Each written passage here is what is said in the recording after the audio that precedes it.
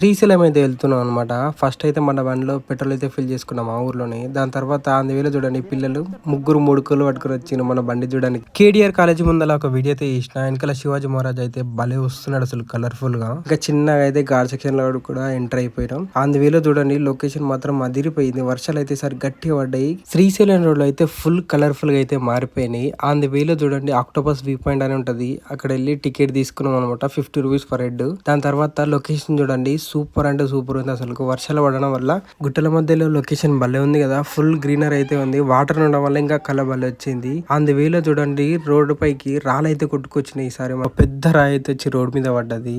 Dam లో అయితే అసలు వాటరే లేదు. ఫస్ట్ టైం చూసిన శ్రీశైలంలో ఇట్లా ల్యాండ్ స్లైడ్ గట్టిగా అయినాయి.